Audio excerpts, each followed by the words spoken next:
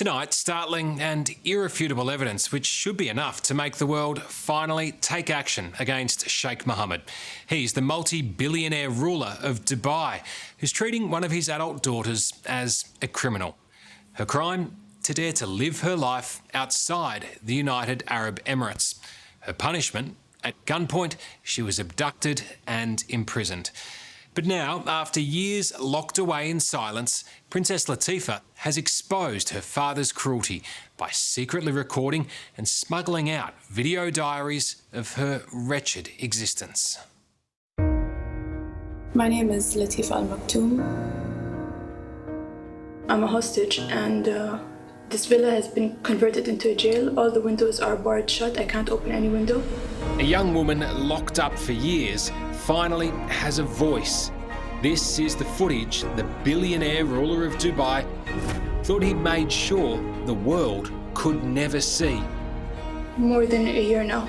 I've been by myself, solitary confinement, no trial, no charge, nothing. This bombshell vision is a terrible blight on her father, Sheikh Mohammed bin Rashid al-Maktoum, who not only rules Dubai, but is also the Prime Minister of the United Arab Emirates. I'm doing this video from a bathroom, the only room with the door I can lock. But since 2018, he's been vehemently denying stories he abducted and imprisoned his own daughter, Princess Latifa, claiming she's safe and happy at home in Dubai. Tonight, though, we can show you irrefutable evidence that's a lie. Because I wouldn't cooperate with them, because I didn't let them break me. I'm being punished. Sheikh Mohammed underestimated this brave young woman, who not only risked her life to make the videos, but then helped devise an extraordinary plot to smuggle her message to the outside world. As I'm making this video, I'm a hostage. There are statements about me being with my family or getting treatment or being in recovery. It's all a lie.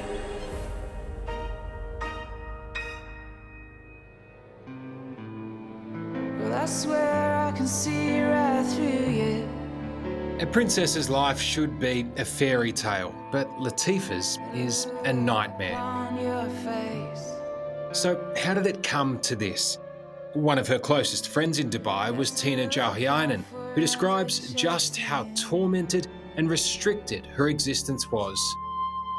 She basically had no freedom. She had curfews. Obviously, she could not have a normal life and say, for example, date a guy if she wanted to.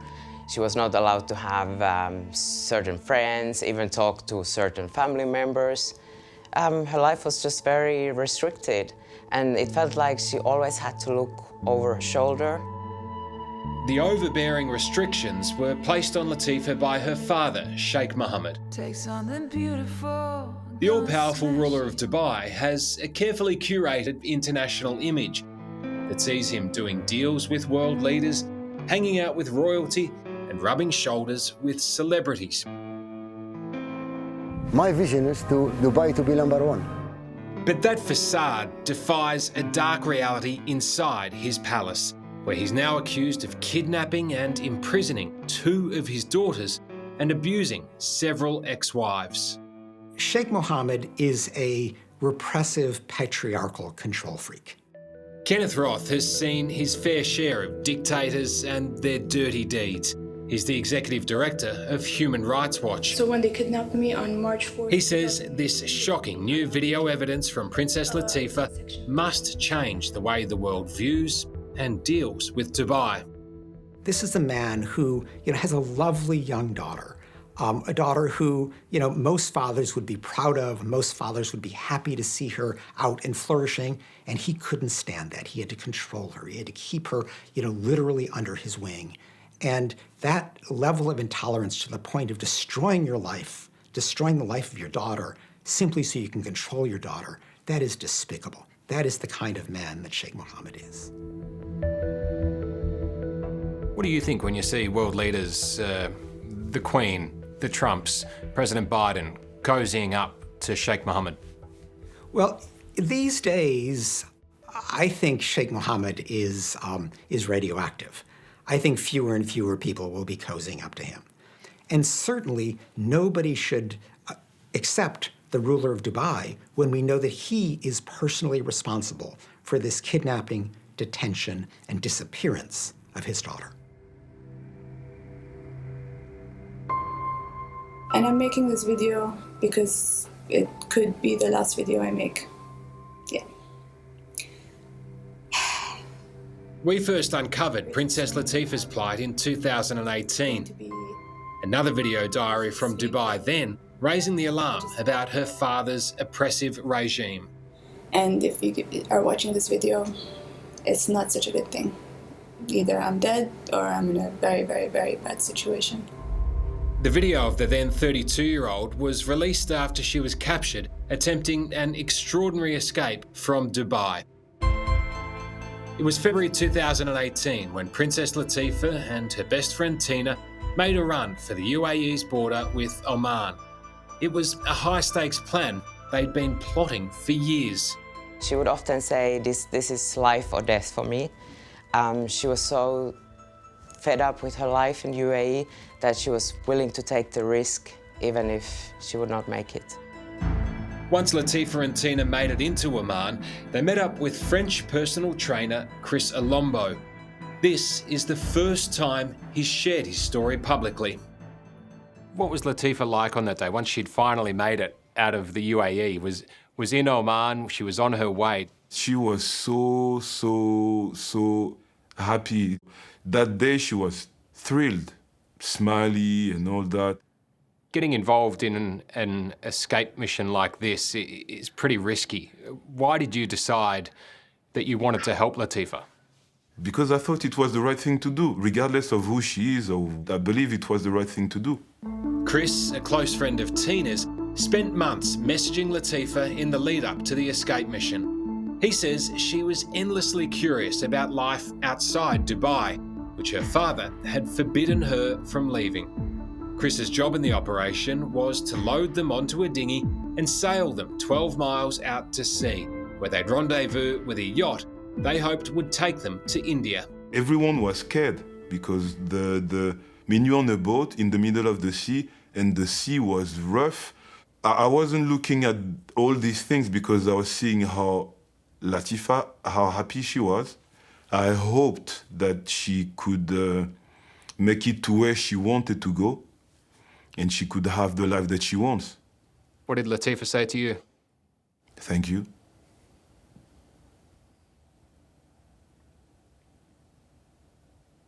One sec.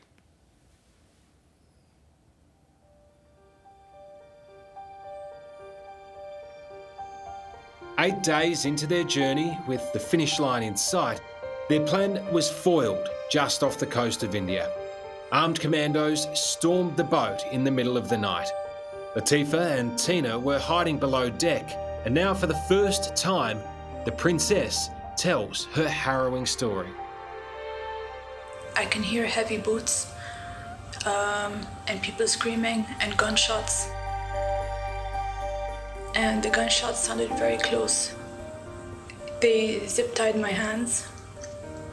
And then they made me lie down on the floor. They stepped on my head. And this guy came with a small pouch, like a camouflage pouch. And he took out the needle and he injected me in my arm. And I was fighting. I was saying, don't do that, don't do that, don't do that. And I just assumed it was tranquilizers. The commandos bundled Latifa off the boat, readying her to be flown back to Dubai. They put me on a stretcher, tied my legs, and tied me onto a stretcher. And then they were carrying the stretcher. And as they were carrying me up the steps of the private jet is when I passed out, I lost consciousness. Latifa would wake up where she hoped never to return, taken to a squalid prison in Dubai, where she says she was locked in solitary confinement for months. I remember looking at myself in the mirror and my face was so bruised and swollen,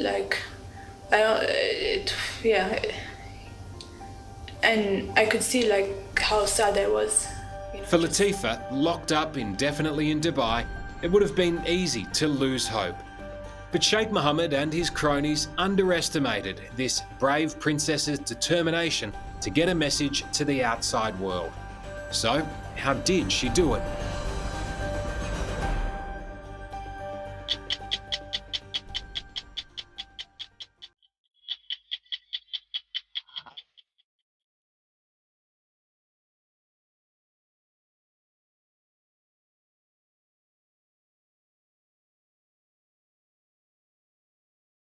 From above, Dubai looks like a sparkling paradise, a playground for the rich and famous, built on the fortune of its all-powerful ruling royal family.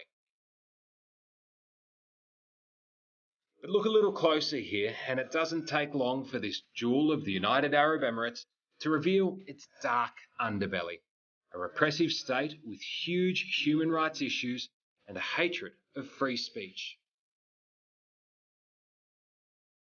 Right in the heart of the ritzy suburb of Jumeirah, Princess Latifa has been locked in a heavily guarded compound. We filmed in this very neighbourhood in 2018 on the banks of the Dubai Canal. Not knowing we were actually only a couple of 100 metres from the makeshift prison housing the daughter of Dubai's all-powerful ruler, Sheikh Mohammed. She was being told often that everyone's forgotten about you. No one cares about you anymore. You're just going to be locked up here forever. The police would buy her stopwatches so she could see her time ticking away. The situation is very hard. UK human rights campaigner David Haig explains that his team received a text message out of the blue 2 years ago. Extraordinarily, Latifa had managed to get a proof of life note to the outside world. The good news, she was alive. The bad news, she was locked up and desperate for help. You can see it on Google Maps. You could look on Google Maps and see exactly where she was being held, but you were helpless to actually do anything about it. Yeah, you're going to start me crying again. Yeah, that was one of the hardest things, because the fact that you can look online, you can see someone, literally see the villa, that you can kind of speak to them, but you can't get them out. I mean, imagine if Prince Charles had locked up Prince William for 3 years, and all these videos are coming out about Prince William saying, I'm a hostage, help, they're doing terrible things to me. And then we all just look the other way. It wouldn't happen. And yeah, Dubai is the Middle East, but it's still a very close country. This is a friend of the West. It's unthinkable. David didn't give up. As he studied the compound on Google Earth, just walking distance from a tourist beach and a local hospital, he began planning a risky mission to make video calls with Latifa. You know, it was a sense of relief to know that Latifa was alive, and that she still had that strength, that she still was carrying on her fight for freedom. But then the reality soon sets in, and it's a very strange situation, effectively, when you're dealing with a hostage, because you've managed to get contact with a hostage, so you know where they are, you know what they're suffering, you effectively witness it almost every day, but you can't reach out and actually do that final bit to help them. David's reluctant to go into the full details to protect people on the ground, but a smartphone and a SIM card were smuggled inside the compound and into the princess's hands. Latifa's sheer determination and lack of fear are remarkable, knowing the consequences if she was caught could be fatal. The major news around the world is that the Notre Dame Cathedral caught fire. Short verbal timestamps leave little room for doubt about the authenticity of the videos. I'm doing is made recently. Detailed accounts recorded over the space of a year from Latifa's prison. And it was very dangerous and it took a long time. Latifa actually sketched her daily nightmare, locked in a gated compound, guarded by about 30 police. The situation is very hard, but I have hope and I'm not giving up. You've been fighting for more than 3 years now to free Latifa. What's it like watching those videos and seeing the conditions that she's still being held in? It was always really difficult. You know, part of what we, every time we spoke to Latifa was keeping her spirits up. But, sorry. That's okay. You take your time. I was speaking to her like 6-7 hours a day. You know, I'd speak to her in the morning and in the evening, and then she was like a little sister. And that's, you know, the struggle. But After first contact, David didn't waste any time collecting as much information as possible from Latifa. He knew that at any point the phone could be found. Late last year, those fears were confirmed. Communication abruptly ended. Do you know why contact was cut off? we believe someone found it. Do you worry about the punishment that was meted out to Latifa once they did discover that phone? I think the one thing that gives us comfort is that if they, you know, if the authorities there found a phone, that they would realise now we have to be very careful because someone else knows. I'm sure certain people there, perhaps her father, would have been very angry, but it would have given her that extra degree of protection because it's they know that we know. They wanted me to say Importantly, David says Latifa made very clear in the new videos that if she ever lost contact, she wanted him to release the footage to the public. Is this, in some respects, the last roll of the dice for your team? No. We're releasing a portion of what we have, a very, very small portion. by myself, solitary confinement. So this is, kind of a warning bell, if you like, that, now is the time to do the right thing. We're not going away, ever, until Latifa is freed. Sheikh Mohammed has craved the company of the rich and powerful over the years, but now these allies could hold the key to Latifa's dream for freedom.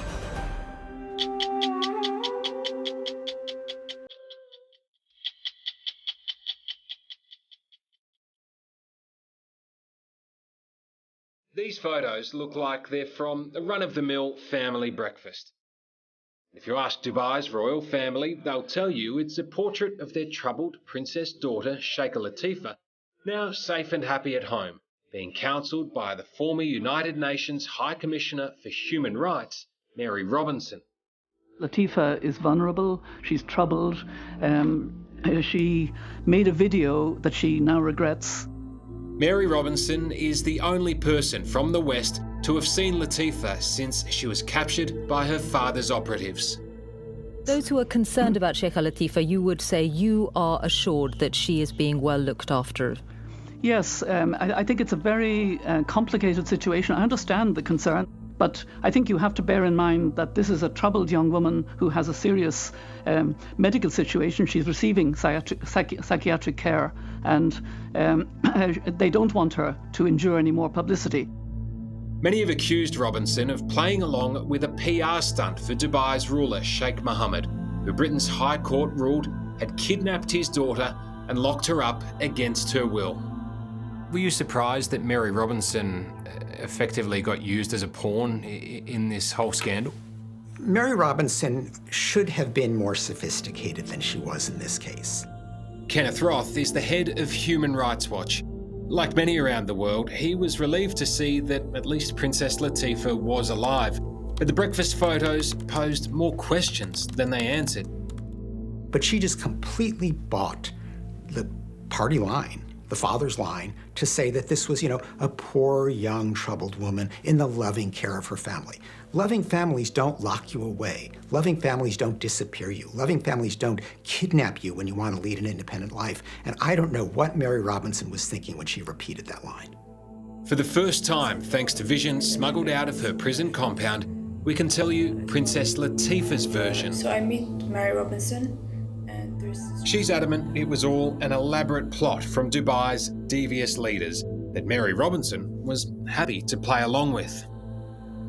Mary Robinson never talked to me one-on-one. I behaved fine, just like I'm behaving fine right now. So she lied, and it was all a setup. It was like they tricked me. The Ruler's Court of Dubai said at the time Her Highness Sheikh Latifa is now safe in Dubai and that she's adored and cherished by her family. But Latifa's video diaries now confirm what we suspected all along. That is a lie. And Earlier this month, Mary Robinson admitted she was misled. I was aware the photograph was being taken because it was going to be part of how we would prove life, how we would prove that she was alive. So I wasn't against the photograph. It was to be a private photograph. And I was particularly tricked when the photographs went public, horribly tricked. Mary Robinson was complicit in the cover story. And so Mary Robinson does have a responsibility to disown that absurd cover story, to say, look, this is a disappearance, this is a detention, this is a violation of the right of this young woman who just wanted to lead an independent life. Dubai is at it again, though, with smoke and mirrors in the wake of Latifa's latest videos. In response, the royal family has issued a fresh statement declaring that the princess is being cared for at home, supported by her family and medical professionals. They say that she continues to improve and will return to public life at the appropriate time.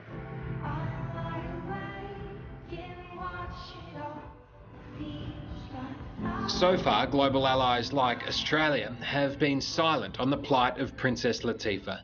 Kenneth Roth hopes the new evidence will force world leaders, including Prime Minister Scott Morrison, to make a stand and call out the ruler of Dubai. I think that Australians should be worried, first of all, about any close ally of Australia. Do Australians really want to get into bed with a government that locks up women for wanting to lead an independent life? This is not the kind of government that the Australian government should be cozying up to. For long-time supporters of Latifa, like human rights lawyer David Haig, the hope is that these explosive new videos are just the start of a campaign to pressure the ruler of Dubai until he gives his daughter the freedom she desperately wants. What would it mean to you if you did manage to secure Latifa's freedom and give her a big hug one day? I think that's something that, we all dream of. And it's something that when we had contact that we talked about, and that everyone looked forward to. I think it's something that we're all working for, and we won't stop working for. I just want my passport and to be free. I don't want to be a hostage in this jail villa, and I don't want to be a hostage in this country. I just want to be free. So the situation is getting more desperate every day, and I'm just really, really tired of this now. Hello, I'm Tom Steinfort. Thanks for watching 60 Minutes Australia. Subscribe to our channel now for brand new stories and exclusive clips every week. And don't miss out on our Extra Minutes segments and full episodes of 60 Minutes on 9now.com.au, as well as the 9Now app.